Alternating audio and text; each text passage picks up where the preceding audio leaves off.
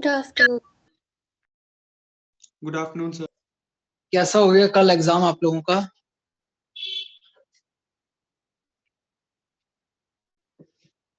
Sir ठीक हो गया। था ना वैसे कल एग्जाम? यस सर था। कल भी रहा होगा, परसों भी रहा होगा। Yes sir. ठीक है, तो टॉपिक्स वही थे जो था अपना आयनिक इक्विलिब्रियम एंड वो क्या था, वो पीओसी वगैरह जो था। Yes sir. Yes sir. ठीक है, पेपर डिस्कस करना है दानिशा, या इस बार नहीं है ज्यादा करेक्शन वगैरह? सर डाउट्स तो नहीं है सर इसमें, अगर करना है ना कर लेते हैं, कोई दिक्कत नहीं है। हाँ जी।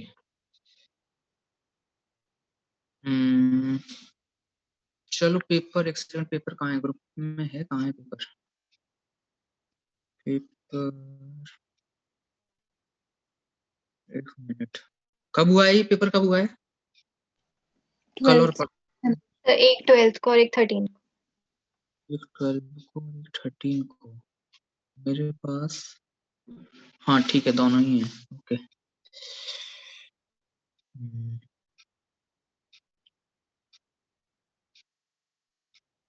एक मिनट,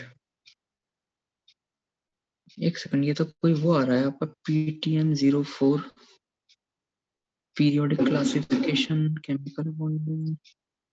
अच्छा, इसमें आपके जो प्रीवियस वो भी आते हैं और टॉपिक्स भी आते हैं। अच्छा यस पुराने ये ना PTM 4 करके जो है, हाँ PTM 4 करके है ना नाम इसका। ठीक है, यस चलो स्टार्ट करते हैं। निकाल लीजिए ये कौन सा पेपर है, मेंस है एडवांस है, क्या है ये? मींस मेंस वाला। मेंस वाला निकाल लीजिए सब लोग। और इसमें केमिस्ट्री क्वेश्चन नंबर 51 से स्टार्ट है। हाँ जी, 51 से लेके 55 तक बताइए, किसी को कोई भी डाउट हो तो। ये आयनिक के इतने सिंपल सिंपल से क्वेश्चन पूछे हुए हैं क्या पेपर में आपसे? भाई ये जो है ना, थोड़ा सा इसमें अगर आप 200-250 स्कोर कर रहे हो तो ज्यादा खुश मत होना, क्योंकि ये मैं शुरू के 4-5 क्वेश्चन देख रहा हूँ, बड़े ही एकदम फालतू टाइप के से क्वेश्चन पूछे गए हैं। इतना सिंपल पेपर होता नहीं है मेंस का।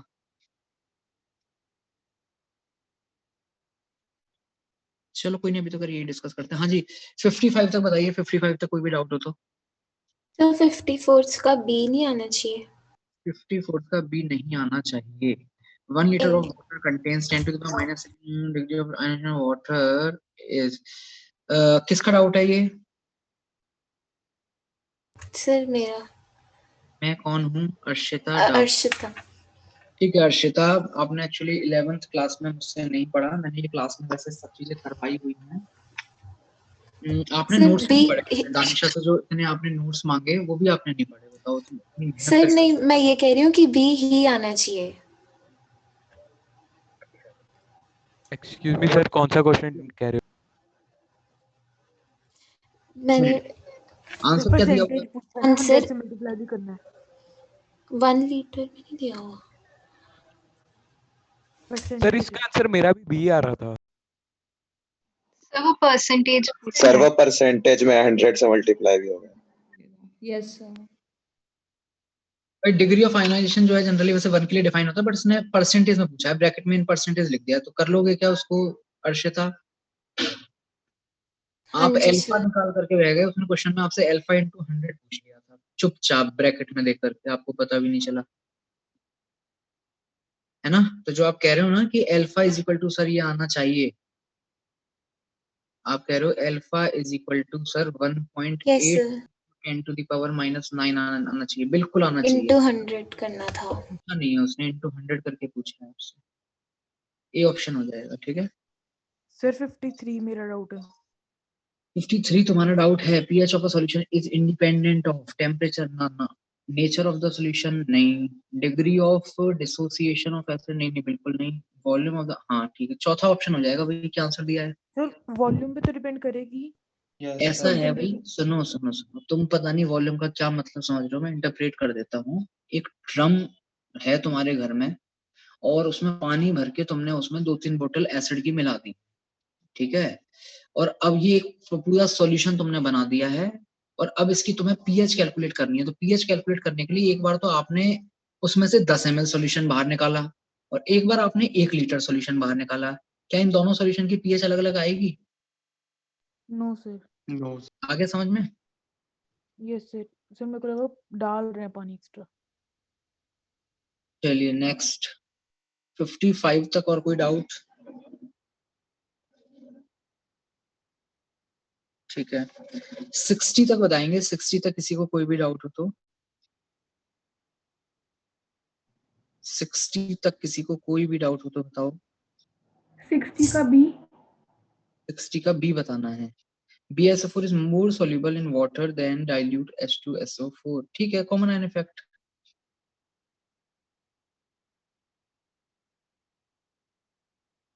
बी नहीं है क्या आंसर? है सर। Yes sir. है सर। क्या डाउट है इसमें? पूछनी पड़ी थी, हाँ, आया नहीं दिमाग में उस टाइम। अच्छा, अभी अभी आगे समझ में मेरे मुंह से सुनते ही कॉमन आयन इफेक्ट, या एक्सप्लेन करना है कि कैसे कॉमन आयन इफेक्ट से वो पानी में ज्यादा सोल्यूबल हो जाएगा? सर एक्सप्लेन कर दो। तो पहले तो ये बताइए प्रियंका, कॉमन आयन इफेक्ट क्या होता है?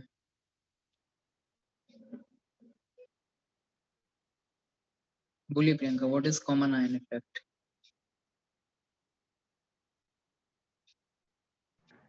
सर समझ गई।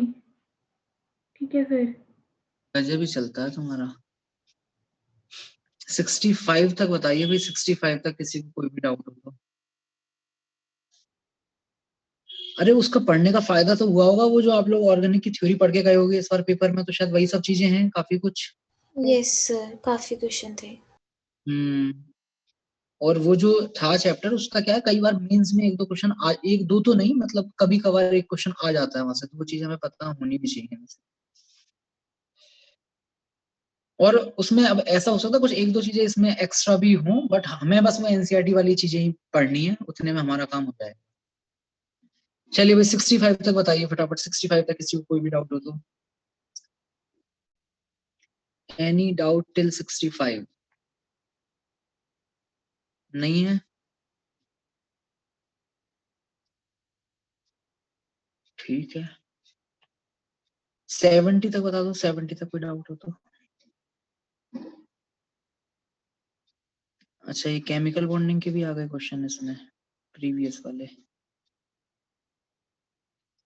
अच्छा एक चीज ये बताओ कि जैसे इसमें प्रीवियस वाले जो आता है कंटेंट, वो जो ऑलरेडी क्वेश्चन आ चुके होते हैं पेपर में वही आते हैं या फिर नए आते अलग हैं? आते हैं सर, नए आते नहीं आते नए सर, आते नए हैं। क्वेश्चन। अच्छा अच्छा, नहीं पता नहीं, ऐसा लग रहा था जैसे 70 वाला जो क्वेश्चन है वो आपके पिछले पेपर में आया था। यस सर, मुझे भी ऐसे लग रहा था। सर। उस टाइम O2 माइनस वगैरह। सर कंपाउंड्स अलग है। यस सर, O2 वाले थे। 70 तक बता दीजिए भाई, 70 तक किसी को कोई भी डाउट हो तो। सर 65 में मेरे को वो पूछना था कि ये इसे हम कोऑर्डिनेशन कंपाउंड से कुछ रिलेट कर सकते हैं, ऐसे ऐसी चीजों को। जो भी ये क्वेश्चन पूछा है, शायद तक सानिध्य की आवाज लग रही है। सानिध्य इतना बस बता दो कि एनसीईआरटी से पढ़ के गए थे या नहीं पढ़ के गए थे? नहीं सर, पढ़ा तो था बट मेरे को याद नहीं रहा है क्योंकि। हाँ, तो फिर से एक बार और पढ़ लेना आप एनसीईआरटी से। उसमें क्या होगा ना कि जब आप एनसीईआरटी से पढ़ लोगे तो फिर ये जो आपने क्वेश्चन पूछा था ना, उसका सिग्निफिकेंस आपको ही समझ में आ जाएगा कि ये क्या पूछ रहा था मुझसे से।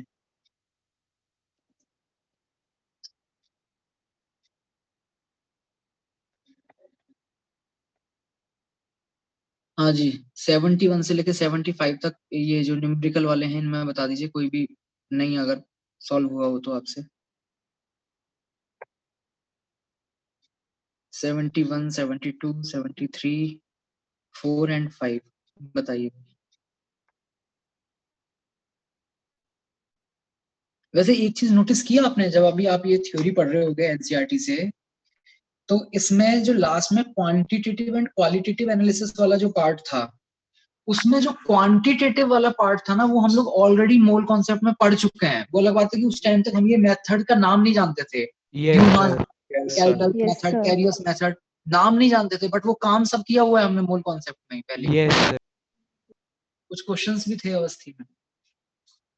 सर उसमें ना एक मेथड था जिसमें वो रिएक्शन का काम था, वो कौन से वाला? Zeldal's method. जेल्डाल, yes sir. हाँ, वो जेल्डल्स मेथड जो है ना, उसमें वही है कि मतलब जो कोई कंपाउंड है, उस कंपाउंड में नाइट्रोजन होगा, इस नाइट्रोजन को पूरी तरीके से बाहर निकाल लिया जाता है अमोनिया के फॉर्म में, फिर उसके बाद में इसको H2SO4. सॉल्व कर लिया जाता है। एसिड थोड़ा सा ज्यादा हो जाता है तो फिर एक्सेस एसिड को कंज्यूम करने के लिए NaOH भी यूज किया जाता है। ये सब चीजें मैंने आपको बैक टाइट्रेशन के नाम से पढ़ाई हुई है, अगर याद हो तो। Yes.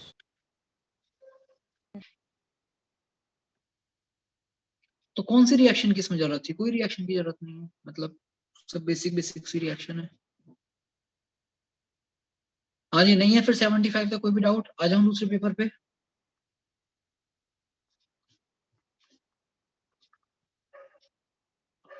ये था मेंस वाला, है ना। चलो अब थोड़ा सा जो है हैंड रेज करके बताइए कि 25 में से 22 या 22 से ज्यादा किस किस के सही है? 22 और मोर देन 22।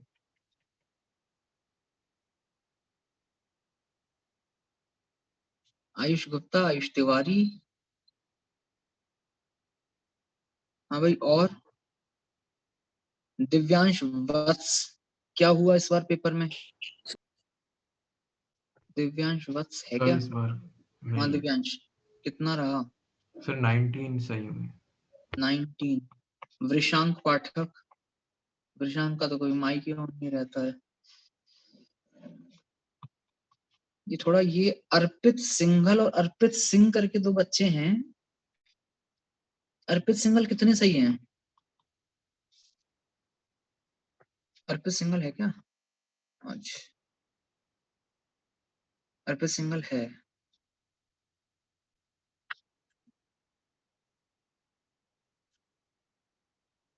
नाइनटीन सही है। अच्छा, एंड व्हाट अबाउट अर्पित सिंह? अर्पित सिंह आया है आज?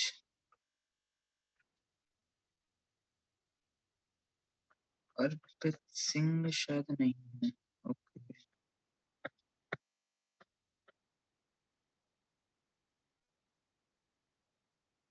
लक्ष्य गुप्ता, यस सर 18 नहीं है सर। अर्शिता, सर 19 सही है। नंदिनी, सर 20। हाँ भाई शिवम, कितने सही हैं? 21। यस।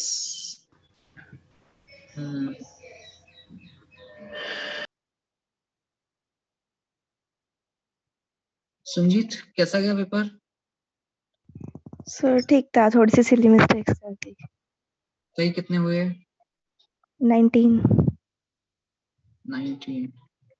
ये रितेश गोयल का कहना है सर आंसर की नहीं मिली है, तो आप लोग कैसे कह रहे हो कि 19 सही है? सर रिजल्ट आ चुका है। साइट पे आ गया। ये रितेश गोयल कौन सी दुनिया में रहता है? रितेश, आपको नहीं मिला क्या? सर मैंने चेक नहीं करा रिजल्ट। ड्राफ्ट एडवांस का भी आ गया है। इस बार अच्छा रिजल्ट ही आ चुका है। फर्स्ट रैंक किसकी आई है फिर? अच्छा, अपना वैसे रैंक नहीं सर आया। रैंक सिर्फ खुद का है। सिर्फ नंबर। वो एनालिसिस नहीं, वो है एक्सेल वाली फाइल नहीं आई। नहीं तो 200 प्लस कितने बच्चों के हैं? आप में से 200 प्लस किस किस के हैं आउट ऑफ 300? अच्छा, ओके। करेक्शन मिला के हो गए। Yes. तुम्हारी गाड़ी Yes, sir, correction. Yes sir correction. बिना करेक्शन के 200 भी नहीं क्रॉस हो रहे हैं? सर नहीं, मैथ्स में नहीं आ रहे थे नंबर। इतनी टफ आ गई थी? कौन सा टॉपिक था इस बार? सर इस बार मैथ्स में सर वो फॉर्मेट सही नहीं आ रहा था सर। पर मैथ ही ले जा रहा है हमेशा। सर 2-3 टेस्ट हो गए, मैथ्स ना हो ही नहीं रहा।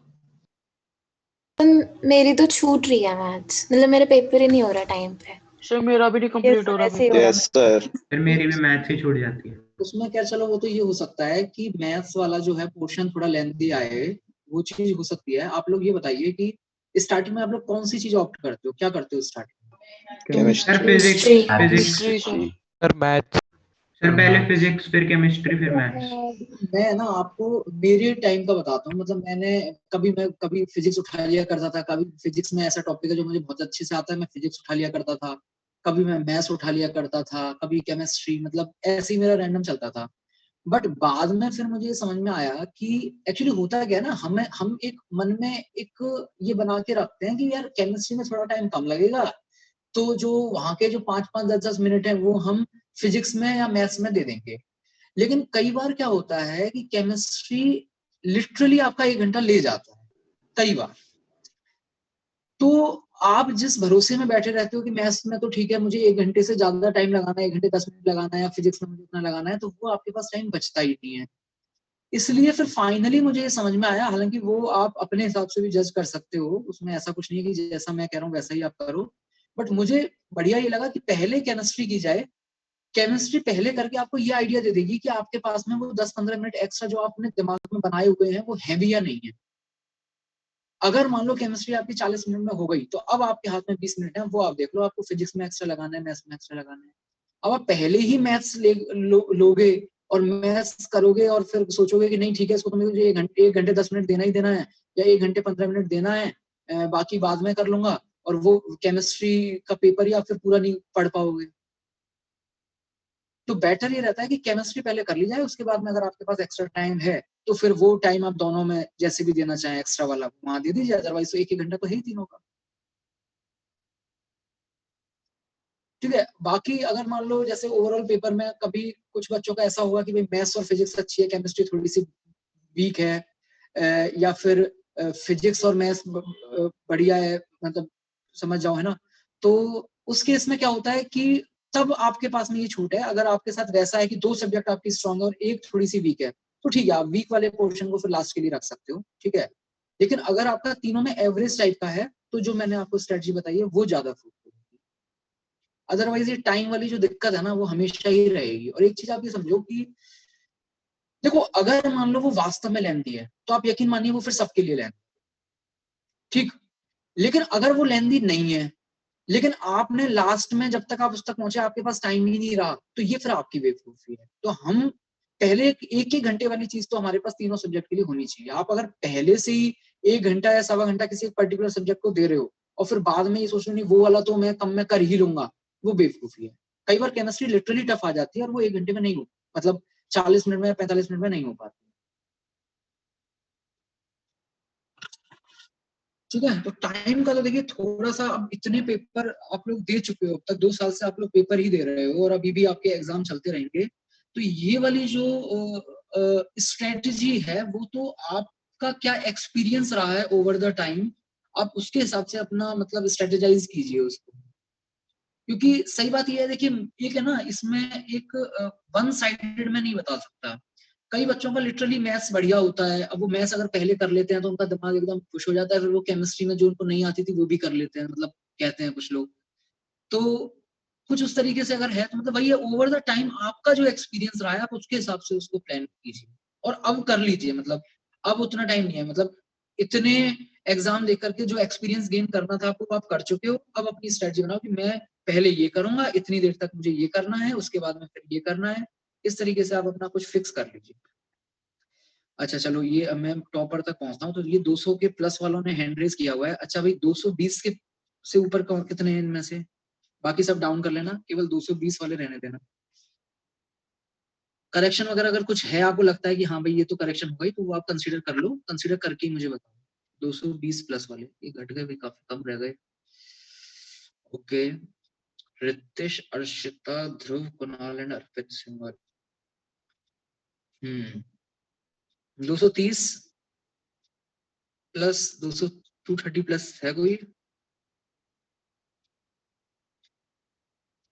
तो 230 प्लस रह गया है केवल और केवल ध्रुव गर्ग। ध्रुव गर्ग कितने आ रहे हैं?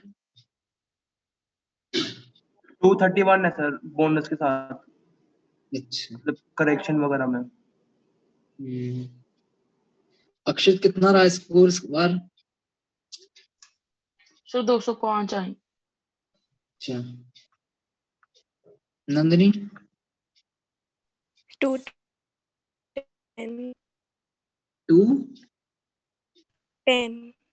210। अर्नव सिंह? सर 205। यार ये अभी पेपर मैंने देखा, अभी इसमें आए नहीं, कितने सिंपल सिंपल से क्वेश्चन आए, मतलब ऐसे ऐसे पेपर में आप लोग 200 पे अटक के रह जाओगे, तो फाइनल पेपर में कैसे आपसे उम्मीद की जाए आप 200 क्रॉस कर लोगे? सर मैथ्स में नहीं है।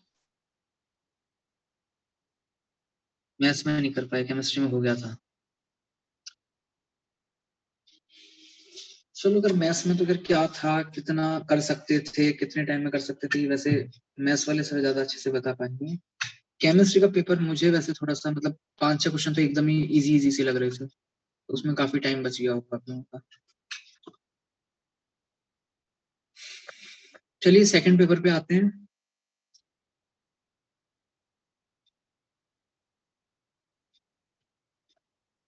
सेकंड पेपर,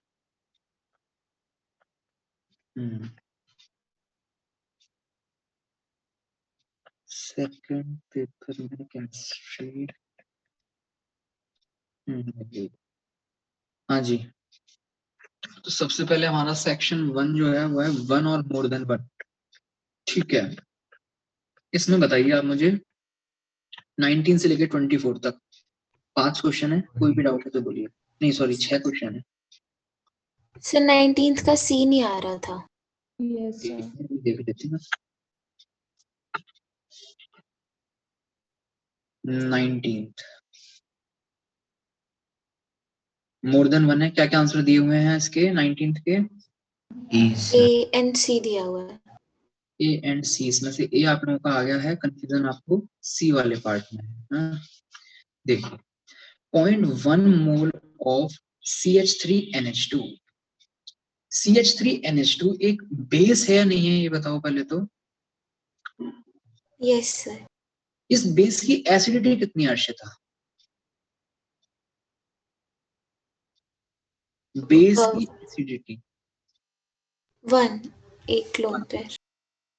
क्या मैं इसको BOH कह सकता हूँ? क्योंकि देखिए जिसको आप अमोनिया कहते हो ना, यही अमोनिया पानी में मिलने के बाद अमोनिया रहता नहीं है, क्या बन जाता है? NH4OH।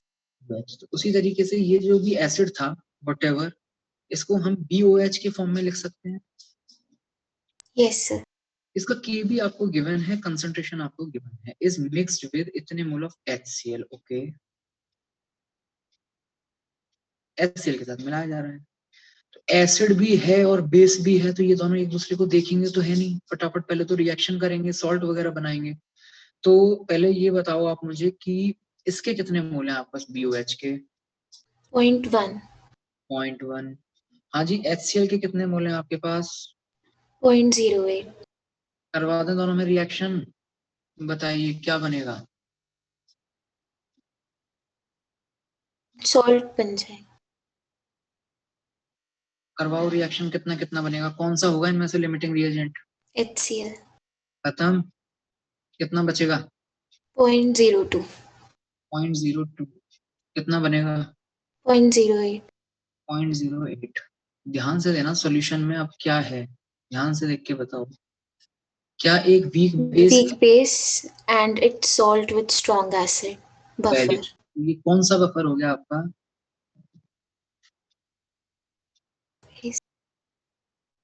Basic buffer.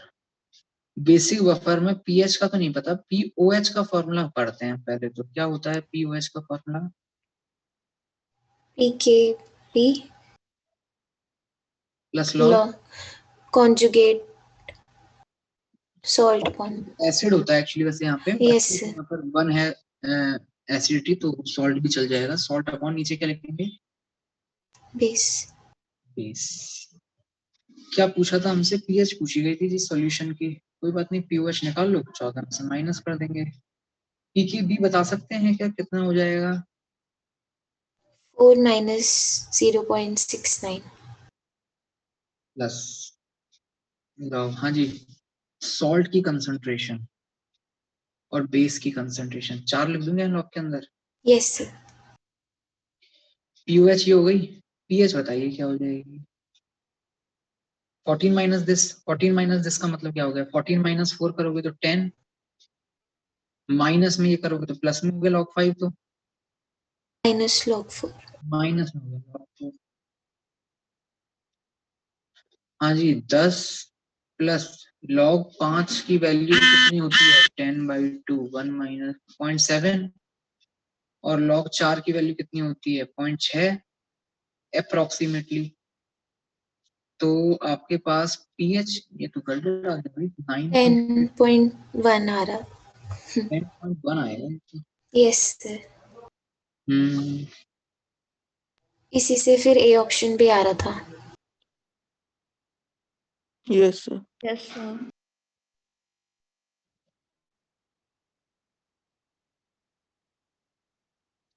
गड़बड़ है फिर तो। सर 9, इसलिए ऑप्शन कर रहे सर मैंने तो सर।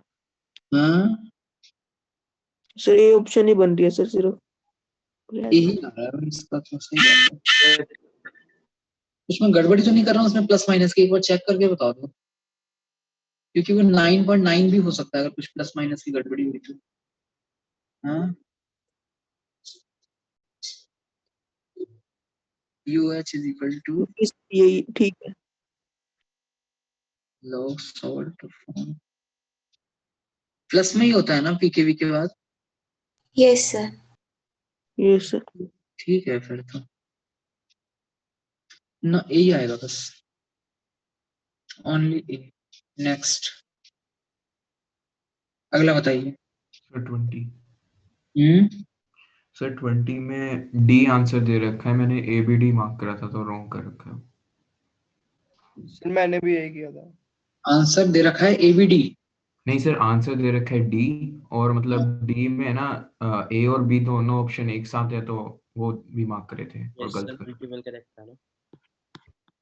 यार ये चीज जो है ना, ये इसमें मैं अब कुछ कह नहीं पाऊंगा, मतलब ये चीज वास्तव में कई बार कंफ्यूजन करती है मोर देन वन वाले में, कि जब वो दोनों भी हैं और फिर एक ऑप्शन ऐसा है जिसमें बोथ है ना, तो सही बात तो ये है कि तीनों ही सही होने चाहिए इसमें,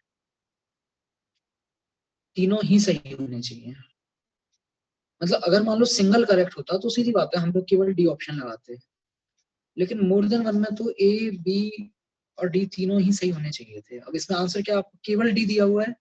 यस सर। Yes sir. नहीं नहीं, ए बी डी तीनों सही होने चाहिए। मतलब है सर नहीं आप फिर पर प्रेसिपिटेट फर्स्ट लिखा हुआ है। हुआ है सर, और डी ऑप्शन में टुगेदर डी ये दोनों का इकट्ठा होंगे सर, उस हिसाब से डी होनी चाहिए सिर्फ। which silver salt will precipitate first?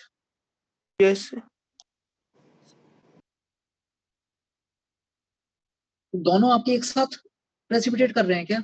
Yes sir, दोनों की सेम ही आ रही है कंसंट्रेशन ये जी की। आयनिक प्रोडक्ट दोनों का वो है। नहीं, फिर तो आंसर इसका डी ज्यादा अप्रोप्रिएट है ना। Yes sir, Yes, D. सिर्फ डी। ये तो सिर्फ डी वाला ही चीज होगी, इसमें एबीडी का चक्कर नहीं है। आप क्वेश्चन की लैंग्वेज देखिए, लैंग्वेज से क्लियर हो जाएगा।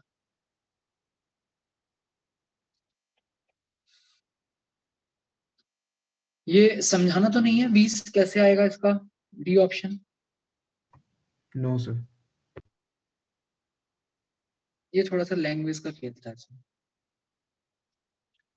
21 सुनजीत पढ़ा था क्या थोड़ा बहुत इंडिकेटर वगैरह उससे, प्रदीप से? पढ़ा था बट मेरा आंसर गलत आया। बता दूं 21 थोड़ा और क्लियर हो जाएगा कॉन्सेप्ट इंडिकेटर का। सर बता दो। 21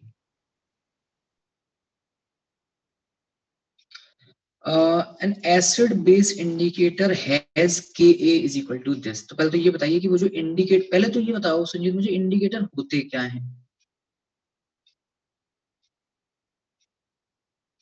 क्या होते हैं indicator?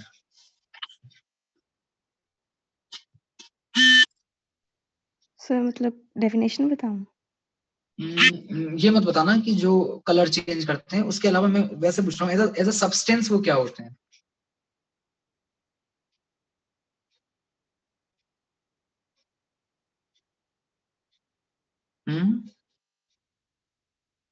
Sir weak acid basis. हाँ जी, या तो वो वीक एसिड होते हैं या फिर वीक बेस होते हैं।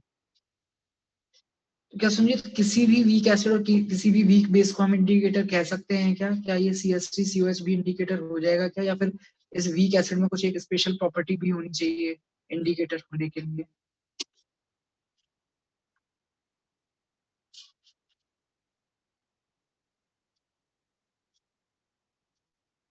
बोलिए, क्या कोई भी एसिड वीक एसिड इंडिकेटर हो जाएगा या फिर उस वीक एसिड में कुछ एक स्पेशल प्रॉपर्टी भी होनी चाहिए इंडिकेटर की तरह बिहेव करने के लिए? ये मैं आपसे ना बेसिक सिंपल थ्योरी वाली चीजें पूछ रहा हूँ संजीव, ताकि मैं ये समझ सकूं कि तुमने कितना पढ़ा है उसमें से, प्रदीप में से।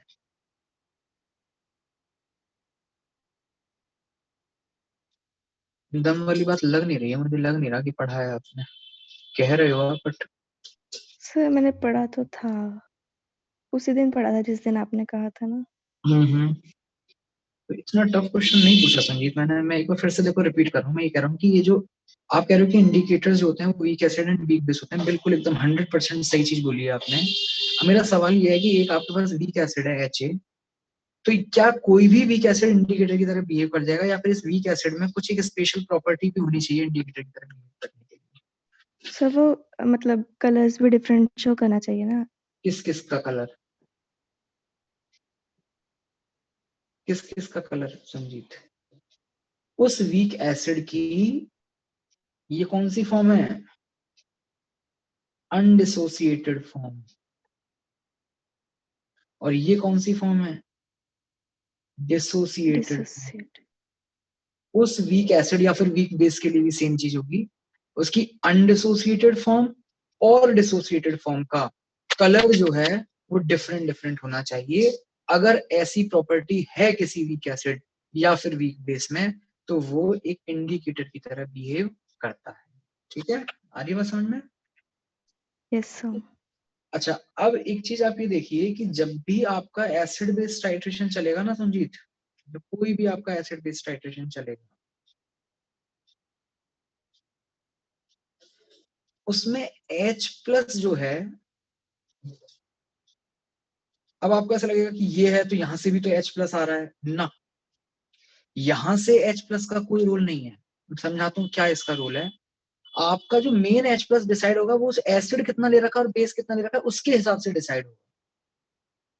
H+ जो सॉल्यूशन में डिसाइड होगा वो एसिड और बेस आपने कितने अमाउंट में लिया हुआ है उससे डिसाइड होगा। और वो H+ इस वाले H+ के भी बराबर होगा। तो मतलब बेसिकली इस वाले H+ से ये चीजें डिसाइड होगी कि इस HA को अपनी HA वाली फॉर्म में रहना है या A- फॉर्म में रहना है या फिर कितने कितने % फॉर्म में रहना है। मतलब इसको हमेशा ये इक्विलिब्रियम तो ये लेके चलना ही चलना है ना। कौन सा? HIN की कंसंट्रेशन इनटू A- की कंसंट्रेशन अपॉन में HA की कंसंट्रेशन। अब खुद सोचिए, बताओ संजीत, K तो आपका फिक्स है। अगर आप इस HIN कंसंट्रेशन को डिफर करवाओगे, और इसको कहां से डिफर करवाएंगे हम? यहां से, एसिड और बेस से, तो अपने आप आपका ये A- और HA वाली चीज वेरी करेगी या नहीं करेगी? Yes sir. अगर H+ ज्यादा होता जाएगा तो A- कम होता जाएगा। मतलब इसकी कौन सी फॉर्म ज्यादा होती जाएगी? अनडिसोसिएटेड फॉर्म ज्यादा होती जाएगी। और अगर H+ सॉल्यूशन में कम होता जाएगा तो A- ज्यादा होता जाएगा। मतलब इसकी कौन सी फॉर्म ज्यादा होती जाएगी? डिसोसिएटेड फॉर्म ज्यादा। डिसोसिएटेड। समझ रहे हो बात को? इंडिकेटर का यस कॉन्सेप्ट। सर। ठीक है, यस सर। तो अब यहाँ पर उसने हमसे कहा है the acid form of the indicator is red. ये जो HA वाली चीज है ना, ये रेड है। Undissociated form is red and the basic form, this conjugate base form is blue. It's blue. ठीक है, देन pH इज 4। अच्छा, अब इधर देखो इसके हिसाब से, यहाँ से के A H ion concentration A minus H, ये चीज तो हमेशा होल्ड करेगी। तो इसके हिसाब से हम सॉल्यूशन की पीएच के लिए, क्योंकि ये जो एच आयन कंसंट्रेशन है, ये एच आयन कंसंट्रेशन केवल इसके वाले एच प्लस की नहीं है, ये पूरे सॉल्यूशन की एच प्लस है, ठीक है। तो इसके लिए आप कह सकते हो क्या कि लॉग ले लो और फिर वो सब सॉल्व करके देखो, ये आएगा pH is equal to pK plus log, बिल्कुल वैसे ही जैसे एसिडिक बफर के लिए फॉर्मूला आता था, तो वैसा ही कुछ फॉर्मूला आएगा, pH is equal to pK plus log A A minus minus की concentration upon H A. H A की कंसंट्रेशन। ठीक है संजीत, यहाँ तक कोई दिक्कत नहीं है? No sir.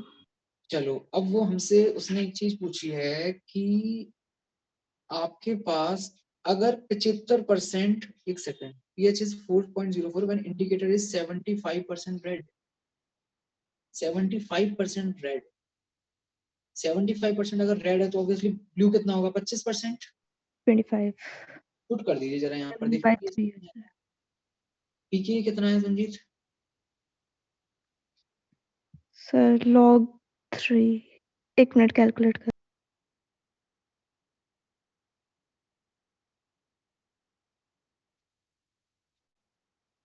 Sir 5 minus log 3 लिख लेंगे बाद में, हो प्लस, जाएगा और इसके हिसाब से 75% 1 रेड, by 3 75% रेड अगर बोल रहा है वो, क्या लिखूं मैं यहाँ पर? ऊपर क्या लिखूं, नीचे क्या लिखूं? 1 by 3। ठीक है, 1/3, एक सेकंड।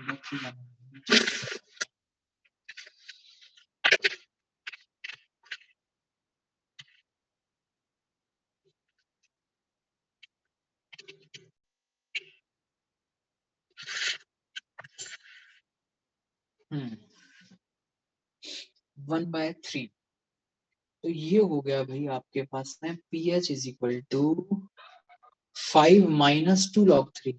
बताओ सही है क्या? Yes sir. log 3 जानते हो कितना होता है संजीत? log 3 की वैल्यू क्या होती है?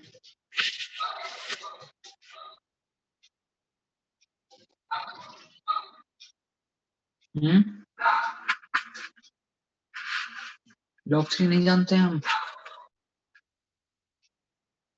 0.47 डबल कितना हो जाएगा इसका? 0.94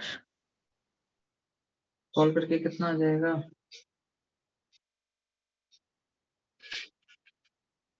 क्या फर्स्ट ऑप्शन सही हो जाएगा? Yes sir. बाकी ऑप्शन भी चेक कर लोगे? यस सर हो जाएगा। क्या क्या आंसर दिया हुआ है 21st का? A B. A and B। Next बताइए 24 तक किसी को कोई भी डाउट हो तो।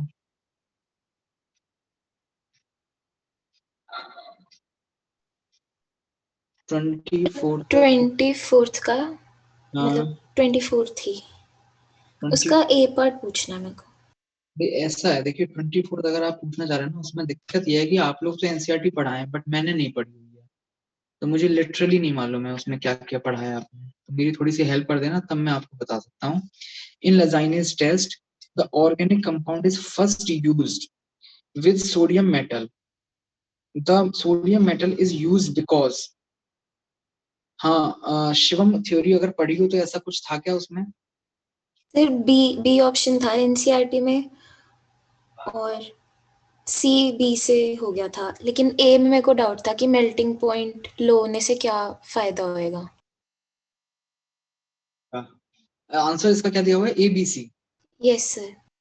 और आपको बी और सी वाला जो पार्ट था वो एनसीईआरटी में मिल गया था, तो बी और सी तो आप लगाया है, लेकिन ए एनसीईआरटी में नहीं था, इसमें है, तो कंफ्यूजन आपको ए में है, ऐसा है? Yes sir. ठीक है। इन Lenzini's test the with sodium metal, एक बार जरा आर्यन स्क्रीन शेयर कर सकते हो क्या? Lenzini टेस्ट एक बार दिखाओगे एनसीईआरटी से? Yes sir.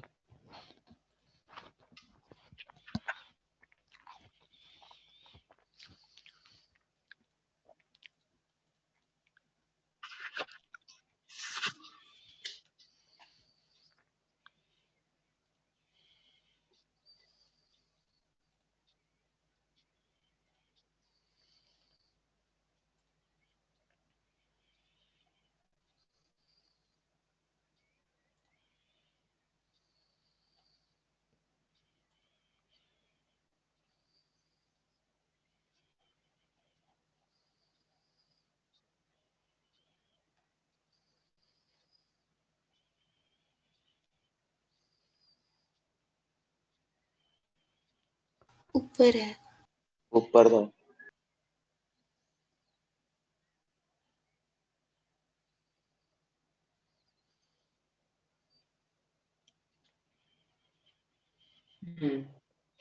Nitrogen, sulfur, halogen, and phosphorus present in an organic compound are detected by Lenz's test.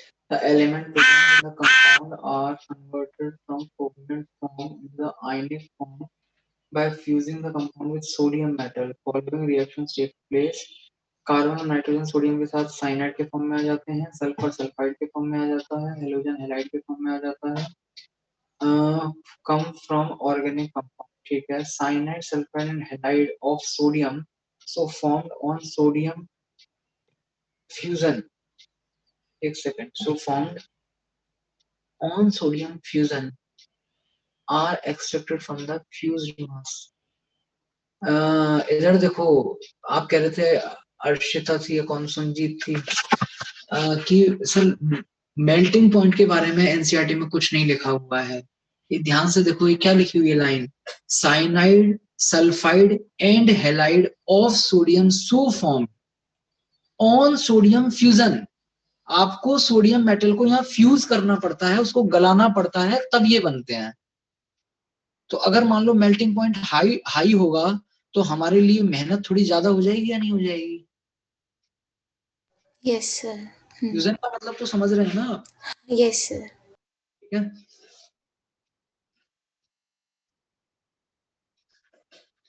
चलिए नेक्स्ट.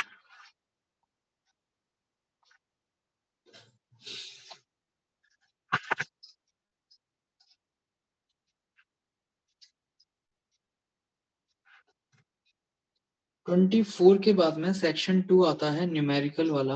टोटल शायद 8 क्वेश्चन होंगे इसमें. हाँ जी, 32 तक बता दीजिए किसी को, कोई भी किसी भी क्वेश्चन में डाउट हो तो. Any doubt till 32? सर 25 में मेरा आंसर 1.58 आ रहा था और Okay. मतलब सोल्यूशन में भी यही दिया हुआ है इन्होंने, बट 1.6 को ठीक माना हुआ है और 0 मार्क्स मिले हुए हैं. लेकिन 2018 में ना, मतलब ये 2018 पेपर 2 था, तो उसमें ऐसे क्लियरली लिखा हुआ था कि अप टू 2 डेसिमल प्लेसेस वाला आंसर वो होएगा. एक मिनट, आपका आंसर कितना है? 1.58? Yes sir. ठीक है. इन्होंने आंसर क्या दिया हुआ है? 1.6 ठीक दिया हुआ. 1.6 लिखा हुआ है और 1.58 में उन्होंने गलत माना हुआ है. यस. ठीक है. क्योंकि एक मैथ्स फिजिक्स में नहीं एक किया हुआ है. सेकंड, मुझे इंस्ट्रक्शन पढ़ लेने दीजिए बस एक बार.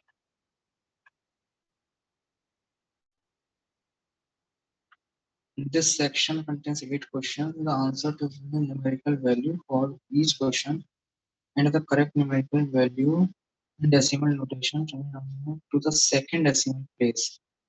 Example 6.2.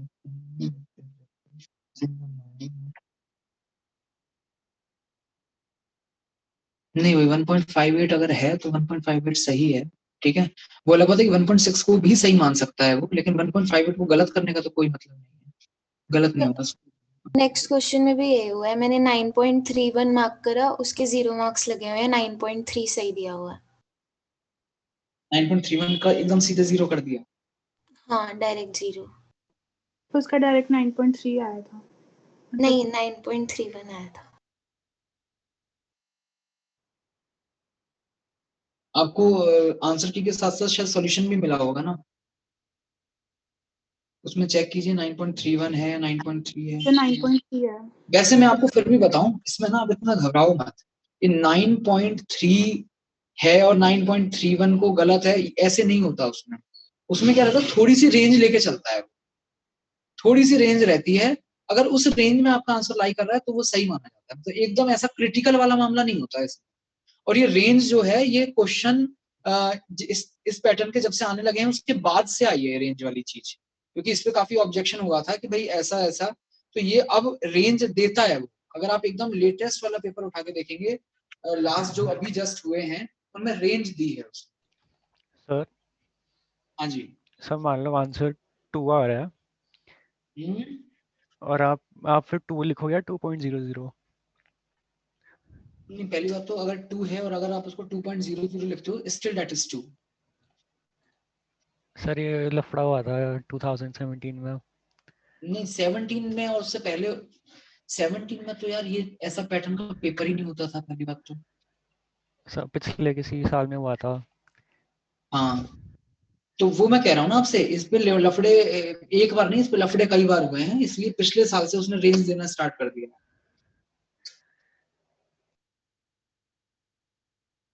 ठीक है, अदरवाइज देखो बात यह है कि भाई जब तुम्हें 2.00 को 2 ही मानना है या फिर 1.58 को तुम्हें 1.6 ही लिखना है, तो तुम ये जो लाइन लिख रहे हो साफ साफ rounded off to the second decimal place, इस लाइन का कोई मतलब नहीं रह जाता। मत लिखो फिर इस चीज को, वो तो बच्चा अपने आप ही 1.58 को 1.6 लिख ही लेगा।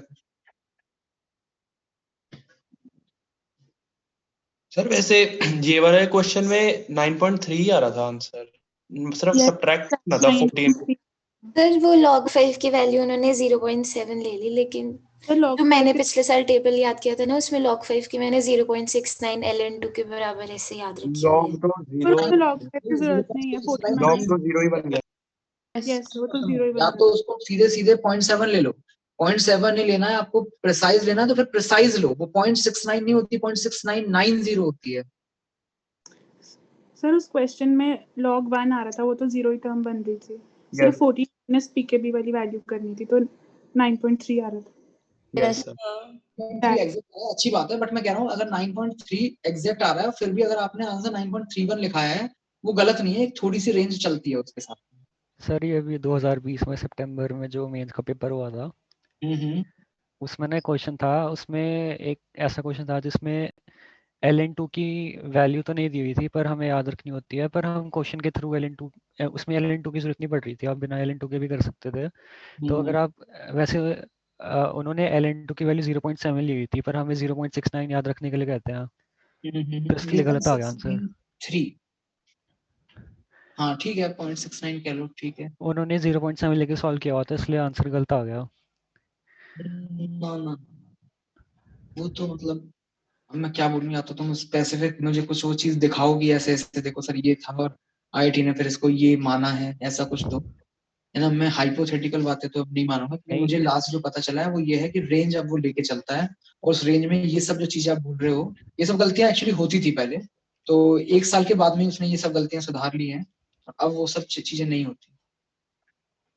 नहीं सर मैं जैसे कह रहा हूँ ln2 की वैल्यू हमें 0.69 याद रखने के लिए कहते हैं। और तो मैं हाँ वही कह रहा हूँ कि अगर उसने आंसर जो है वो 0.7 लेकर के उसने निकाला है आंसर, वो गलत नहीं है, लेकिन वो आपका जो 0.69 से आंसर आ रहा है उसको भी वो गलत नहीं कर सकता, वो भी वो इवन ज्यादा प्रिसाइज है 0.693 से जो आप answer.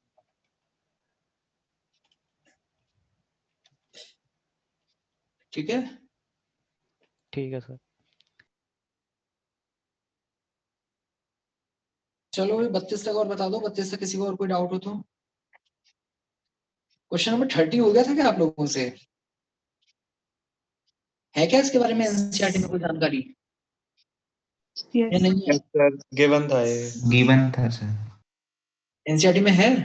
Yes sir. Yes sir. कौन कौन से कंपाउंड लेते हैं, क्या लिखा हुआ है? नाइट्रो, एजो और नाइट्रोजन रिंग के अंदर nitrogen and brain, in 3 category के जो कंपाउंड होते हैं वो नहीं देते हैं। ठीक है, इसके बाद में 31 how many of the following are purified by sublimation. Sir इसमें हेक्साक्लोरोइथेन का नहीं पता था। यस उसी से गलत हो गया, उसी से गलत हो गया। बाकी सबका पता, बेंजोइक एसिड का पता था आपको कि सॉलिड होता है? सर एक बार बता दो इसे। मेरे को नहीं सर पता। बेंजोइक एसिड का दिया हुआ था सर मेरे को तो 3 लग रहे थे सिर्फ बेंजोइक। इसमें मैं जो है आपकी ज्यादा मदद कर नहीं पाऊंगा, रीजन बीइंग कि पहली बात तो ये कि how many of the following are purified by sublimation. Sublimation आप जानते होंगे, सॉलिड को कोई सॉलिड सब्सटेंस है उसको गैस में आप कन्वर्ट कर लो, तो अगर उसको सेपरेट कर रहे हो तो नेफ्थलीन जो है वो हम जानते हैं, नेफ्थलीन बॉल्स की वजह से वो सॉलिड होता है, और जो एंथ्रासीन है वो भी उसी कैटेगरी का है, तो वो भी सॉलिड है और बड़ी इजीली मतलब हो जाएगा। अच्छा कैम्फर जो है, कैम्फर भी इसी कैटेगरी में आ गया, तो नेफ्थलीन, कैम्फर, एंथ्रासीन और आयोडीन जो है वो एक सॉलिड है, ये भी हमें मालूम है, तो इनको तो मैं बता सकता हूँ, बट बेंजोइक एसिड और हेक्साक्लोरोइथेन पे कमेंट करना मेरे लिए मुश्किल होगा। तो ये तो थोड़ा सा वैसा होगा कि अगर आपको पता है कि हेक्साक्लोरोइथेन जो है वो सॉलिड होता है और बेंजोइक एसिड जो है वो भी सॉलिड होता है, तब तो आप कर पाओगे, अदरवाइज नहीं कर पाओगे। सर इसके लिए कोई पता होना चाहिए था ना, फिजिकल प्रॉपर्टीज जो आप कह रहे थे कि हर चैप्टर के बाद वो एनसीईआरटी में लिखी ये ना लिमिट नहीं है, मतलब तुम कितने ही कर लोगे, मतलब नहीं, पहली बात तो बेंजोइक एसिड तो चलो फिर भी मुझे लगता है आपको मिल जाएगा, बेंजोइक एसिड की फिजिकल फॉर्म क्या होती है वो आपको पता चल जाएगा, बट हेक्साक्लोरोइथेन के बारे में नहीं पता लगेगा, एनसीईआरटी में भी नहीं दिया होगा। ये कोई नॉर्मल एल्केन थोड़ी नहीं है कि भाई इससे इस नंबर से लेके इस नंबर तक के एल्केन जो है वो गैस होते हैं, वो सॉलिड होता है। ये तो आपके पास हेलोजन सब्स्टिट्यूट है उसका, एल्केन का 6 क्लोरो लगाए हुए हैं इथेन में, सारे एच हटा के। तो ये अब आपके पास में इथेन तो हमारे पास गैस होती थी, लेकिन 6 Cl लगने के बाद वो लिक्विड हुआ या फिर सीधे सॉलिड हो गया, लिटरली हमें नहीं मालूम।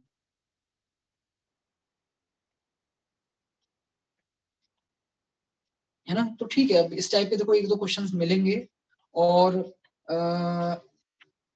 ठीक है, उनसे अब घबराना नहीं है, और तो क्या कर सकते हैं इसमें। फिर इसमें बस एक चीज थोड़ा सा ये रखो, अगर नेगेटिव नहीं है तो अटेम्प्ट मारा हो जो आपको बढ़िया लग रहा है, और नेगेटिव वैसे तो होता नहीं है इस टाइप में, नेगेटिव है तो फिर छूने की भी जरूरत नहीं है इस टाइप के क्वेश्चन, क्योंकि ये क्वेश्चन देके नहीं जाएगा, वो लेके चले जाएगा। हाँ जी, 33, 34 ये जो कॉलम मैचिंग टाइप में है, इसमें कोई डाउट है तो बताओ।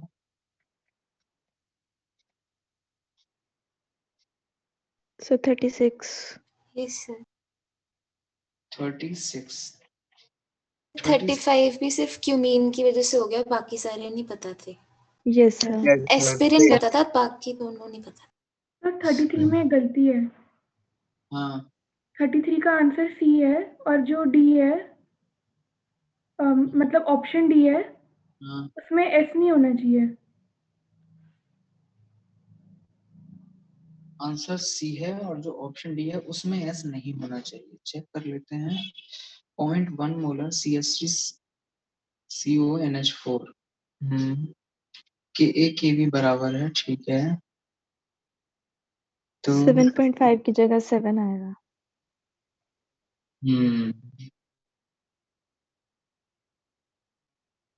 सही बात है, 7.5 का तो कोई चक्कर ही नहीं होता उसमें, 7 प्लस होता है ना, 7 प्लस हाफ, और यहाँ तो 7 ही रहेगा बस, केवल कुछ प्लस में हाफ पीके का मतलब रह नहीं जाएगा। ठीक है, मतलब फॉर्मूले में लिखने में तो आ ही जाएगा, वो अलग बात है, बाद में 0 कर देंगे उसको। हाँ, एस नहीं आना चाहिए सी का।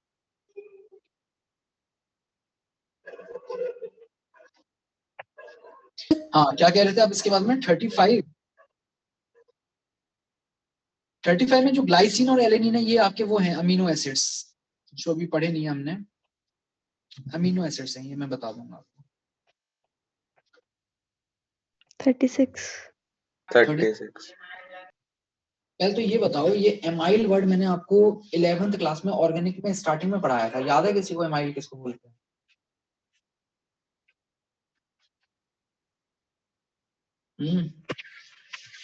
जिन लोगों को मैंने ऑर्गेनिक केमिस्ट्री पढ़ाई है, ऑर्गेनिक केमिस्ट्री की स्टार्टिंग में ही मैंने एमाइल का मतलब बताया था।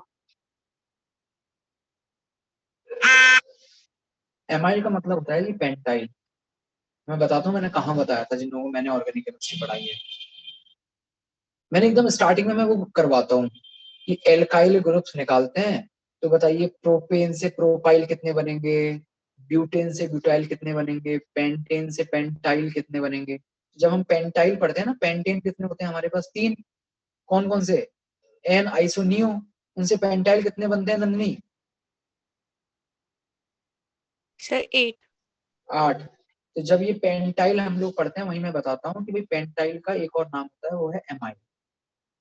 आप देखना जिन लोगों को मैंने पढ़ाया हुआ है आपको कॉपी में लिखा हुआ मिल जाएगा इधर पेंटाइल के साथ। तो आपसे कह रहा है एमाइल अल्कोहल, मतलब ऑब्वियसली पेंटाइल अल्कोहल, फिर कह रहा है कार्बोलिक एसिड, फिर कह रहा है वेलेरिक एसिड, फिर कह रहा है कैप्रोइक एसिड। ये सब क्या है ना, कॉमन नेम दे दिए, तो आपको थोड़ा सा कंफ्यूजन हो गया होगा, बट जो एमाइल अल्कोहल है वो पेंटेनॉल है। इस टाइप का ऑप्शन हमें सिर्फ एक ही देखने को मिल रहा है, कौन सा? डी। क्या आंसर दिया हुआ है 36 का?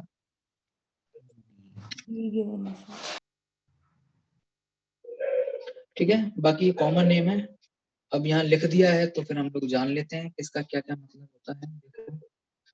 जो कार्बोलिक एसिड है, कार्बोलिक एसिड शायद तक आप लोग जानते होंगे, एक होता है कार्बोनिक एसिड, एक होता है carbolic acid. Carbonic and carbolic. Carbonic किसको बोलते हैं?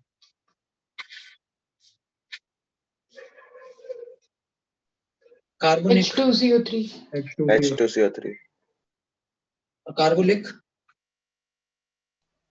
फिनॉल। फिनॉल को बोला जाता है। फिनॉल का कॉमन नेम होता है कार्बोलिक। ठीक है, इसके बाद में है वेलेरिक और कैप्रोइक। मैं थोड़ा आपको कॉमन नेम यहाँ बता देता हूँ।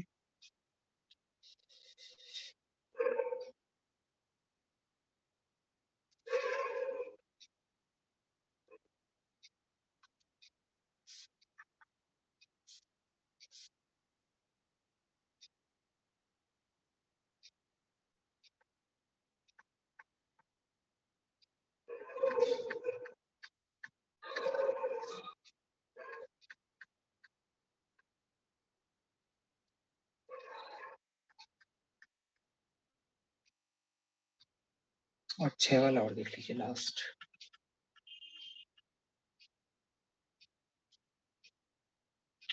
एक मिनट वेट करना है।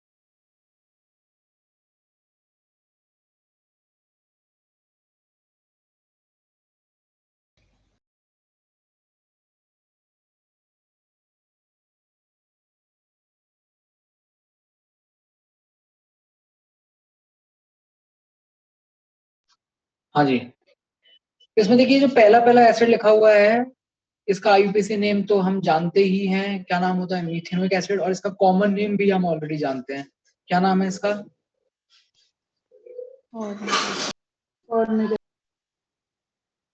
Formic acid. हाँ जी, इसका क्या है कॉमन नेम?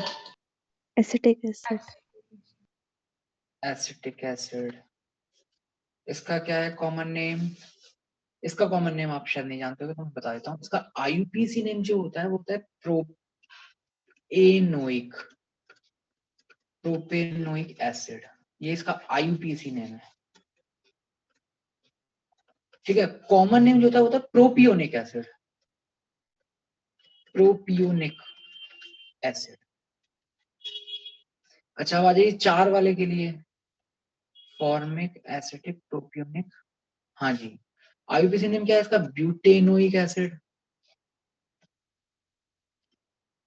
ठीक है, और ये जो नाम होता है इसका, ये होता है ब्यूटायरिक एसिड। Butyric acid. ठीक, इसका में 5 वाले का नाम होता है वेलेरिक एसिड। और 6 वाले का नाम होता है कैप्रोनिक एसिड। कैप्रोनिक एसिड। यहाँ वर्ड कुछ और लिखा हुआ है, इसमें क्या लिखा हुआ है अभी जो आया है? कैप्रोइक। कैप्रोइक है ना, तो ये कैप्रोइक है केएस वर्मा में भी। कैप्रोइक ही है, निक नहीं है? नहीं सर, निक नहीं है। ठीक है, तो फिर वो कैप्रोइक ही होता होगा। कैप्रोइक ही कर लेंगे, एन हटा देंगे। कॉमन नेम है ना?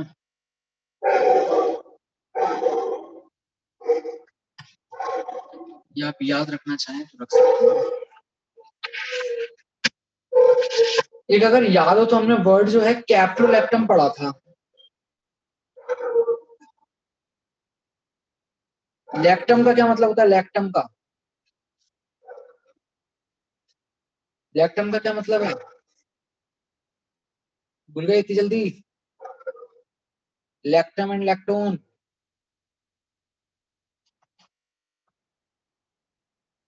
नहीं है किसी को याद?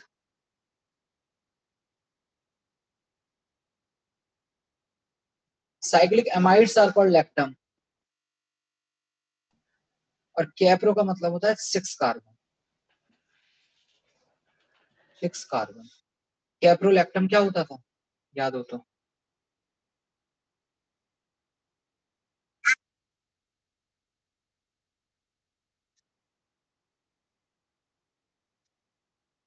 क्या यूज था इसका? नायलॉन 6 में। नायलॉन 6 में। नायलॉन 6 नहीं है शिवम। नायलॉन 6 नायलॉन 6 में है। ये मोनोमर है और ये उसका पॉलीमर है। ठीक है, तो कैप्रो का मतलब जो होता है कॉमन नेमिंग में वो 6 कार्बन के लिए होता है।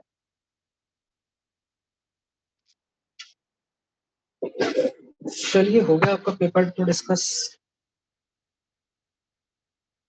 तो हाँ जी।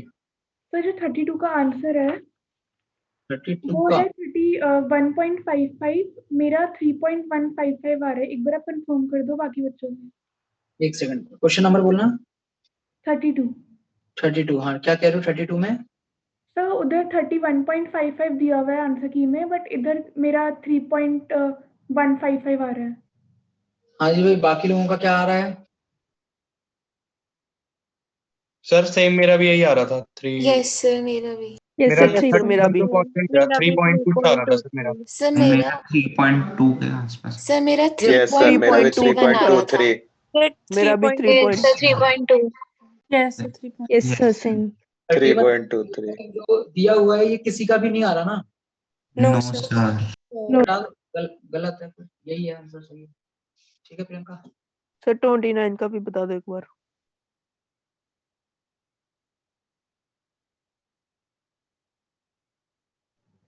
ट्वेंटी 32 में बता भी दो कि वैल्यूज कहाँ तक कैसे लेनी है। उन्होंने कुछ ज्यादा ही मतलब एग्जैक्टली हुई है।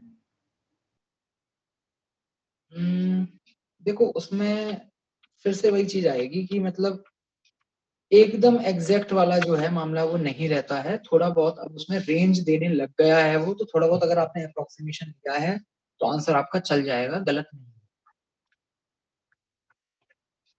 Question number 29। यार ये तो सिंपल लग रहा है। 29 में क्या दिक्कत है? आंसर में गड़बड़ी है क्या? ये सर एक बार बता दो क्या है answer. Number of sp2 sigma bond in given compound A is, देखिए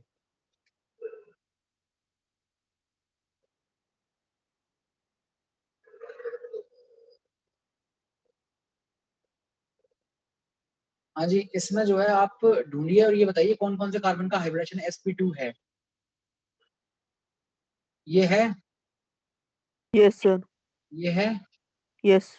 ये है, यस ये सर। है, कौन सा सर? ये वाला सर। हाँ यस सर। ये है और ये है। Yes sir.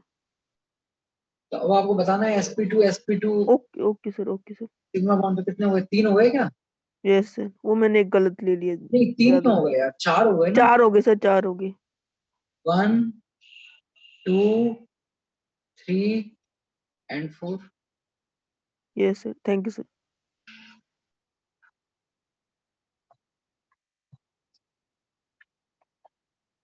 अभी और किसी को कुछ पूछना है?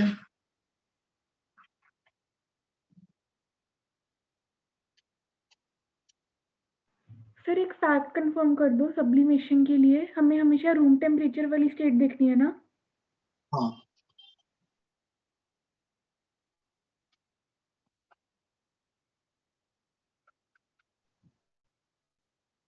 अगले पेपर का बताइए। नेक्स्ट इस वीक में संडे को जो टेस्ट होगा आपका, सैटरडे संडे को, उसमें क्या क्या आ रहा है सिलेबस में? Thermochemistry, electronic factors, isomers. ठीक है। तो मैं आपको थर्मोडायनेमिक्स पूरा का पूरा पढ़ाने वाला हूँ। ठीक है, अब आप ये बताइए कि मतलब पूरा पढ़ाएंगे और ऑब्वियसली थोड़ा सा तो टाइम उसमें लगेगा, थर्मोडायनेमिक्स, थर्मोकेमिस्ट्री, वो सब चीजें मैं पढ़ाने वाला हूँ आप लोगों को। तो कब से स्टार्ट करें? इस पेपर के हिसाब से नहीं, इस पेपर में तो थोड़ा सा आपको अपने हिसाब से करना पड़ेगा। मैं इवन ये कहूंगा आपसे कि अगर सिर्फ और सिर्फ थर्मोडायनेमिक्स ही आ रहा है तो आप बजाय केमिस्ट्री पे फोकस करने के तब तक आप और सब्जेक्ट पे कर लीजिए। थर्मोडायनेमिक्स में पढ़ा रहा हूँ आपको, चाहे कल वाली क्लास से स्टार्ट कर देंगे हम, कोई दिक्कत नहीं है उसमें। एक बार जरा दिखाओगे वो टाइम टेबल आर्यन, थर्मो ये और भी कुछ है? आइसोमेरिज्म और जीओसी। जीओसी और आइसोमेरिज्म भी है सर। जीओसी और आइसोमेरिज्म, ठीक है, तो वो तो आप लोगों को पढ़ना ही है, उसमें तो ऐसा कुछ भी नहीं है ना, ये तो आप लोग कर लोगे जीओसी एंड आइसोमेरिज्म। तो थर्मोडायनेमिक्स एंड थर्मोकेमिस्ट्री, यानी वो थर्मोडायनेमिक्स वाला जो पूरा चैप्टर है ये मुझे पढ़ाना है। आप लोगों को थोड़ा मैं फास्ट भी पढ़ा सकता हूँ, चल जाएगा वो भी काम। कब से स्टार्ट किया जाए बताइए? कल, पहली बात तो कल ही मेरी 2 क्लासेस हैं, काफी अच्छा खासा कंटेंट तो मैं कल ही पूरा करवा दूंगा। कर दें कल से स्टार्ट? Yes sir. ठीक है, पहले तो ये बता दीजिए आयनिक में जो हमारी चीजें चल रही थी, कुछ अगर आप उसमें और पूछना चाहते हो, मतलब टेस्ट में चैप्टर हो गया, अब हमें उससे क्या लेना देना, उस मोड में मत रहो आप, ठीक है। आयनिक इक्विलिब्रियम सही में एक अच्छा चैप्टर है, उसका अगर आज हमने क्वेश्चन भी डिस्कस किए है ना, थोड़ा सा मैं वही कहूंगा, आप मेरे नोट्स लेकर के, जिन्होंने मुझसे नहीं पढ़ा है वो मेरे नोट्स लेकर के आप उसमें पढ़ो, आपको थ्योरी के साथ साथ उसके पे बेस 4-4, 5-5 क्वेश्चन मिलेंगे, आपकी थ्योरी क्लियर होती चली जाएगी। सुनजीत पढ़े थे क्या नोट्स? अर्शिता, सुनजीत? यस सर, पढ़े थे। समझ में आ रहे हैं सब कुछ? Yes sir. यस सर उसमें एक चीज मुझे समझ नहीं आई। हाँ सर जैसे ना वो एम्फी प्रोटेक के 9 के लिए आपने पीएच लिखवाई थी 1/2 into PK 1 plus PK 2। हाँ जी। तो ऐसे ना एक मतलब ये मेरे को समझ तो आ गया कब कब अप्लाई करना है। एक ना एनएसटी में क्वेश्चन नंबर बोलिए। 103। एक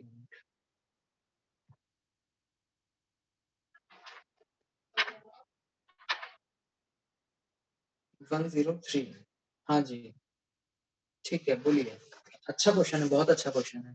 आपको अगर याद हो तो मैंने एक स्टेटमेंट बोला था कि कुछ क्वेश्चंस ऐसे आपको मिलेंगे लेवल 1 में आयनिक इक्विलिब्रियम में, जो पूरा चैप्टर पढ़ने के बाद आप उस कंक्लूजन तक पहुंच पाओगे। उसमें से एक क्वेश्चन आपका 103, अच्छा क्वेश्चन है, बताइए। बताऊं उसको, करूं डिस्कस? पहले तो आप बताइए आपका क्या कहना है, फिर मैं बताता हूँ। तो ये बता ही दो क्योंकि इसमें H3PO4 दिया हुआ और PO4 3-। मैं बताता हूँ उसको, है ना, मैं करता हूँ एक्सप्लेन, लेकिन उससे पहले एक सेकंड, ऐसे करो तुम, हटा दो, आज स्क्रीन हटा दो आर्यन।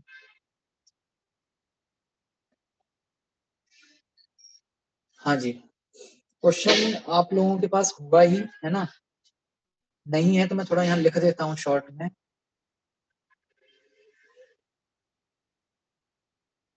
क्वेश्चन ये है कि the pH of the resultant solution of, आपने 2 चीजों को मिला दिया है। क्या क्या चीजें मिलाई हैं आपने?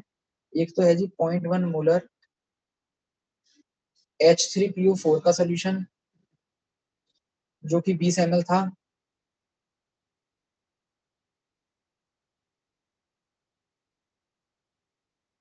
और दूसरा है आपके पास में 0.1 मोलर ही Na3PO4 का सॉल्यूशन जो कि 20 ml है, 20 ml। अब इसमें एक मिनट,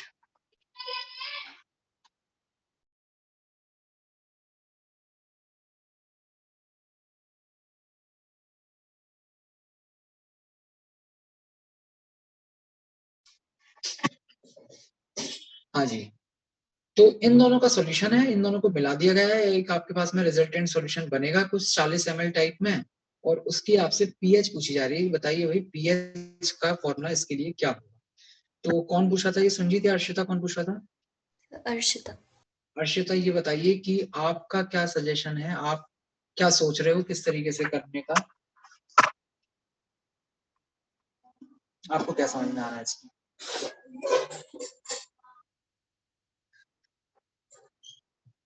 या मतलब लिटरली कुछ नहीं समझ में आ रहा, तब तो फिर मैं पूरा बता ही देता हूँ। सर इसमें हम बफर तो नहीं लगा सकते क्योंकि H3PO4 से पहले HPO4 माइनस, फिर H2PO4 माइनस, फिर HPO4 माइनस, फिर PO4 फिर 3 जाके माइनस। बहुत बढ़िया सोचा आपने, बहुत बढ़िया। और नहीं लगा सकते, सही बात है। हाँ, बस इतना ही सोच पाया, उसके आगे फिर नहीं सोचा गया सर हमसे। चलिए मैं बताता हूँ। देखिए, आयनिक का कभी भी क्वेश्चन हो ना, कोई अगर आपसे पीएच पूछी जाए, उसमें जो स्पीसीज आपको दी गई हैं उससे नहीं पीएच डिसाइड होगी। जो दो स्पीसीज आपको दी गई हैं, सबसे पहले आपको ध्यान से ये देखना होगा कि क्या इन दोनों में कोई रिएक्शन तो नहीं होती है। अच्छा, तो दिख रहा है यहाँ पे BOH लिया था हमने और HCl लिया था, सॉल्यूशन की पीएच निकाली है हमने इसमें, लेकिन उस BOH और HCl के हिसाब से नहीं निकाली है। पहले हमने देखा कि क्या इन दोनों की कुछ रिएक्शन तो नहीं हो रही है। समझ रहे हो अर्शिता? Yes sir.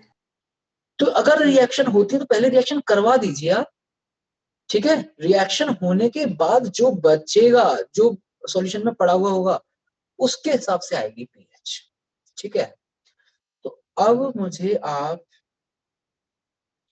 थोड़ा सा सोच के ये बताइए कि अगर H3PO4 आपके पास है और ये जो Na3PO4 है, इसमें तो आपको समझ में आ रहा होगा Na प्लस तो स्पेक्टेटर आयन होता है, उसका तो किसी से कोई लेना देना ही नहीं होता पानी में। तो यहाँ PO4 3 माइनस लिखा हुआ है। क्या इन दोनों में किसी भी तरीके की कोई रिएक्शन हो सकती है या नहीं? बस केवल इतना बताइए, हो सकती है नहीं, मतलब वो होगी या नहीं होगी, वो अभी हम क्रॉस चेक और करेंगे कि क्या ऐसा होगा। आप बस केवल ये सोचिए, अगर इनके बीच में इन दोनों में कुछ अगर रिएक्शन होती है तो क्या हो सकता है, इतना सा सोच के बताइए बस। अगर इन दोनों की आपस में रिएक्शन होती है तो क्या रिएक्शन हो सकती है? एसिड बेस हो सकती है। एसिड बेस हो सकती है। और अगर होगी, होगी या नहीं होगी नहीं पता, अगर होगी तो क्या फिर प्रोडक्ट बनेगा? अगर होगी तो फिर प्रोडक्ट क्या बनेगा? एसिड बेस रिएक्शन अगर होगी तो प्रोडक्ट क्या क्या बनेंगे?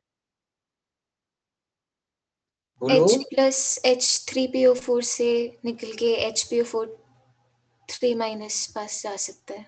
तो फिर ये H3PO4 क्या रह जाएगा? H2PO4 1 minus. और PO4 3 माइनस क्या बन जाएगा? HPO4 2 minus. अब हमें चेक करना है होगी भी या नहीं होगी। ऐसे हम लिख देंगे उससे थोड़ा काम चलेगा, हमें तो चेक भी करना पड़ेगा। इधर देखिए कैसे चेक करेंगे, ध्यान से देखो। क्या ये जो ऊपर रिएक्शन लिखी है, ये आपके पास इस वाली रिएक्शन और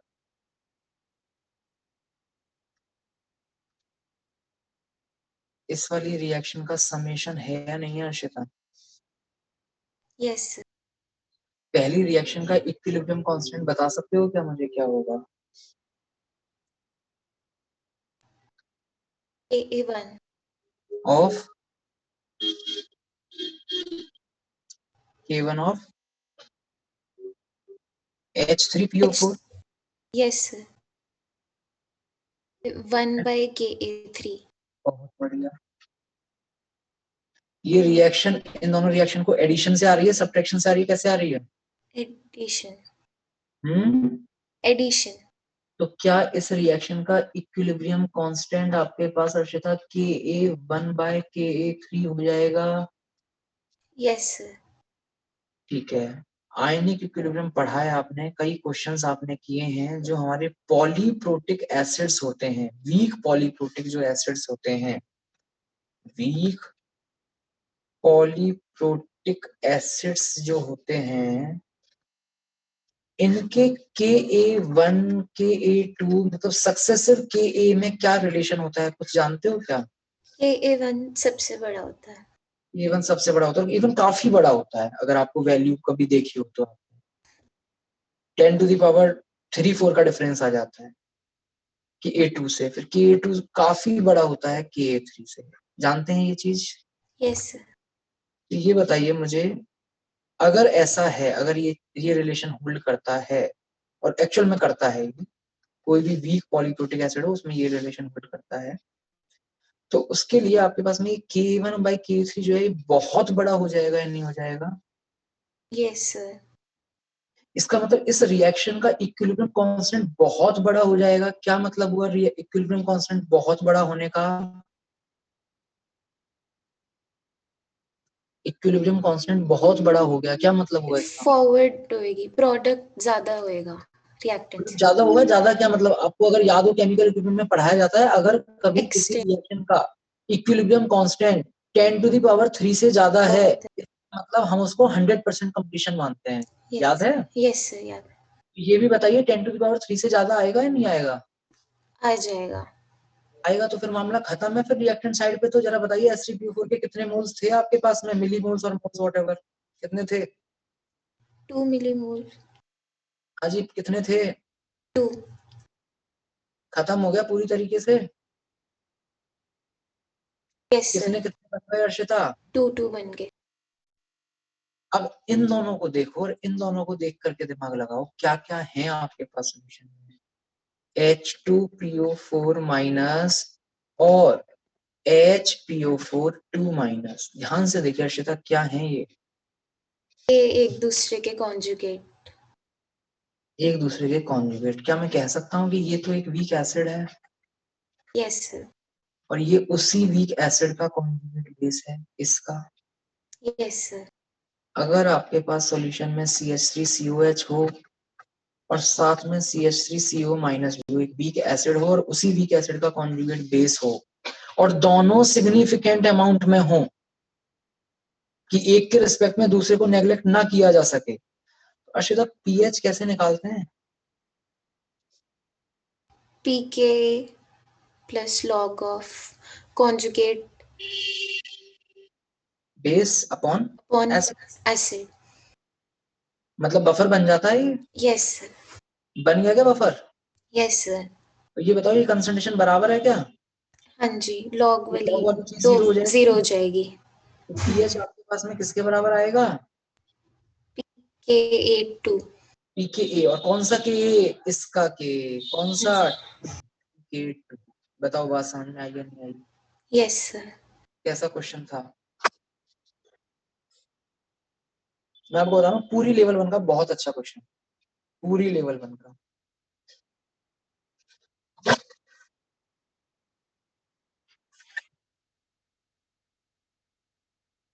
ये एक ऐसा क्वेश्चन है जो हमारे सारे कॉन्सेप्ट को क्लियर कर सकता है। और बताइए, और कुछ पूछना हो तो।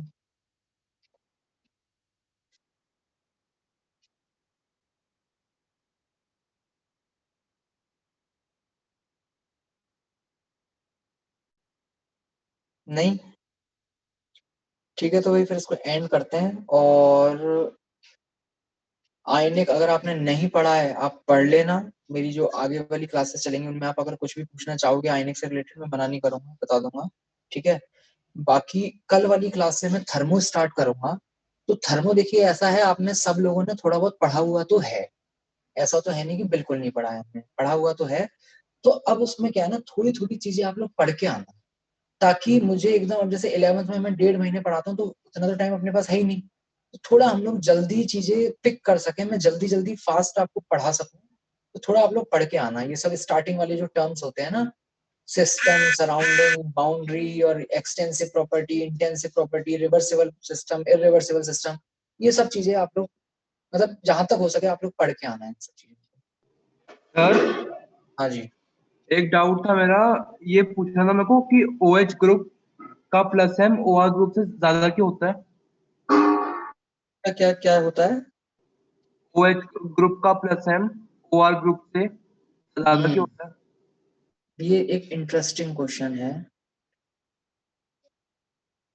आपके पास जो OH ग्रुप है, ये कभी कभी थोड़ा बहुत इसका एक इक्विलिब्रियम ये भी चल रहा होता है।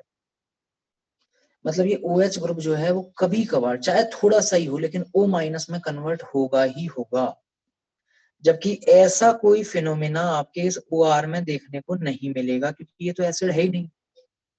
समझ रहे हो मेरी बात को? अच्छा, ये यस सर।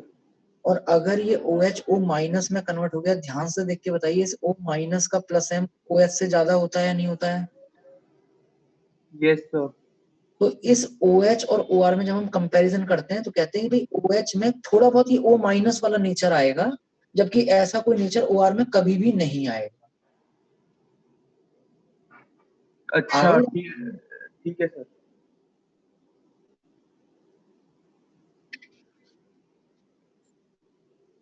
सर और आज के क्लास की ना PDF भेज देना। ये सब ये जो था सॉल्यूशन वाला, यार ये तो यार तुम पहले बोलते हो, एसिड लिखवाए थे ना अपने, कॉमन नेम वगैरह वो लिखने हैं। तो तुम लिख ही लो, ऐसे करो तुम इसकी फोटो खींच लो अभी यहीं की, क्योंकि इसमें क्या है ना, इस वाली PDF में मैंने 11th की मेरी क्लास चल रही थी, उसी में मैंने कंटिन्यू कर लिया, तो मैं तुम्हें भेजूंगा तो तुम्हारे पास 11th वाला मामला भी पहुंच जाएगा। अच्छा नहीं, इसमें तो तुम्हारी क्लास का ही है वैसे पूरा, नहीं नहीं एकदम नया ही है, बट अगर केवल कॉमन नेम लिख रहे हैं तो यहीं से रख लो। सर इस वीक ऑर्गेनिक की भी कुछ डिस्कशन करोगे आप? इस वीक ऑर्गेनिक का डिस्कशन क्या करना है? ऑर्गेनिक कैसे कर पाएंगे फिर, अगर कैसे कर पाएंगे? थर्मो ही पढ़ लेते हैं फिर इस बार, है ना? ठीक है, ओके सर। थोड़ा हो जाने दो ये वाला 11th वाला। 11th वाली फिजिकल का ये लास्ट टॉपिक होगा, मतलब मुझे लग रहा है इस टेस्ट में जो आ रहा है। लास्ट टॉपिक है, बस हाइड्रोकार्बन रह गया और हाइड्रोजन। फिजिकल का मैं कह रहा हूँ। Yes, sir. हाँ, तो उसके बाद में फिर 12th वाला ही आपका स्टार्ट होगा, तो ठीक है, उसके बाद में फिर तब ऑर्गेनिक ही चलेगी, तब कर लेना उसमें।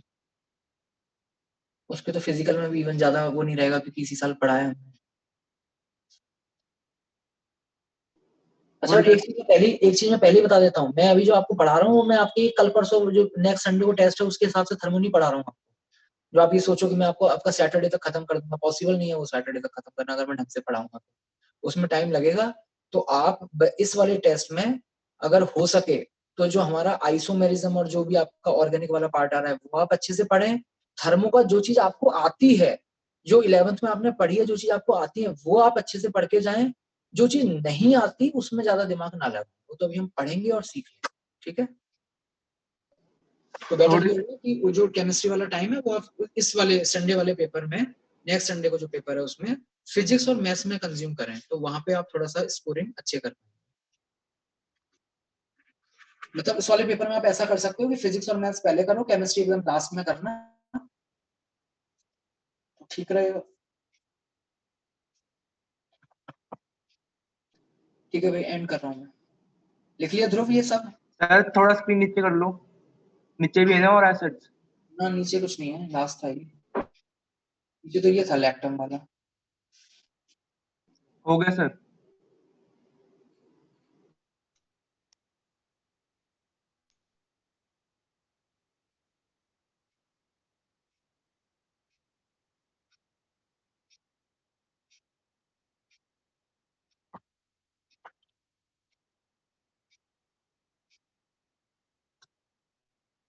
अक्षित तो मैं ना थोड़ा सा मेहनत बढ़ाओ यार, तुम जिस हिसाब से पढ़ रहे हो अगर वैसे रहा तुम्हारा तो तुमको NIT जालंधर के भी लाले पड़ जाएंगे, तुम्हारा स्टेट कोटा भी तुम लगा लोगे ना तो NIT जालंधर नहीं पहुंच पाओगे। Okay sir. 205 वो भी ऐसे पेपर में जो कि इतना, पर हाँ ठीक है, आप लोग कह रहे हो मैथ्स टफ थी तो उसमें तो फिर मैं क्या कह हाँ जी सकता सर, मैथ्स में नहीं आए सर। केमिस्ट्री में तो सर 20 ठीक है।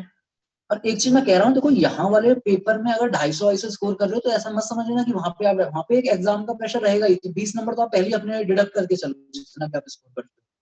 तो अगर आपको टारगेट 250 का रखना है तो आपका यहाँ के पेपर में स्कोर जो है वो 270 टाइप होना चाहिए।